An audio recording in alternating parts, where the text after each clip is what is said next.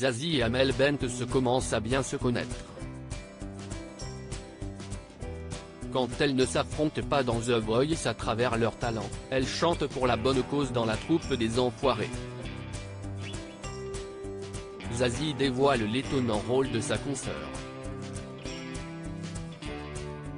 Le samedi 27 mai prochain, les téléspectateurs de TF1 assisteront aux demi-finales de la nouvelle saison de The Voice. Ils ne sont plus que 8 à espérer impressionner leur coach et à devenir le grand gagnant de cette édition. Ce samedi 20 mai, ils devaient d'abord imposer leur talent, et leur assurance, lors des Super Cross Battles. Une épreuve, dont l'avenir des candidats était placé entre les mains du public, mais aussi entre celles de Mika, venue exceptionnelle dans l'émission pour cette épreuve. Kiona, équipe de Vianney, et Fanchon, équipe de Big Flo et Oli, ont été les candidats à être les plus soutenus par le public. L'Humanenae a dû tirer sa révérence.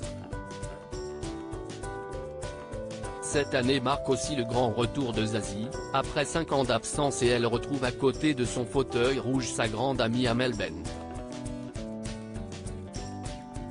Amel Bent, chanteuse et DJ à succès, c'était assez jouissif et excitant, s'est confié Zazie à nos confrères de télé 7 jours sur son retour dans The Voice. J'ai beau avoir fait plusieurs fois l'émission, dès que les auditions à l'aveugle démarrent, la magie opère, en découvrant ces voix jamais entendues auparavant.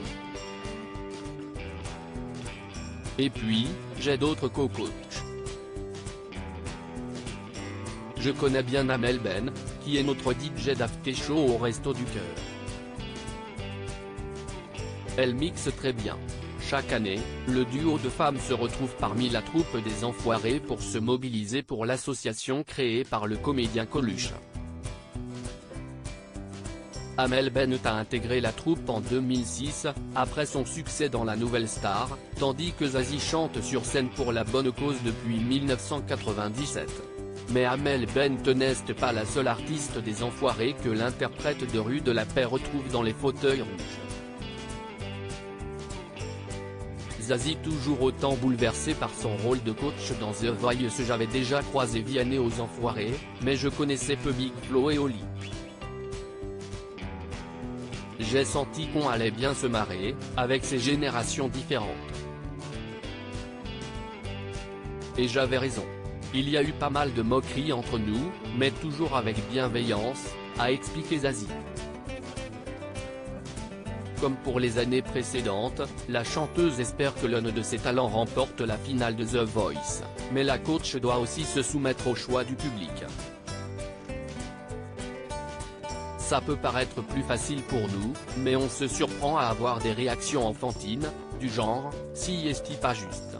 Je n'ai pas compris le choix du public concernant Max Novick. J'ai pris son verdict en plein cœur, a expliqué Zazie. Une bonne manière de renouveler la magie de The Voice. À lire aussi, pas vu à la télé dans The Voice, les coulisses délirantes du tournage des Super Cross Battles avec Mika.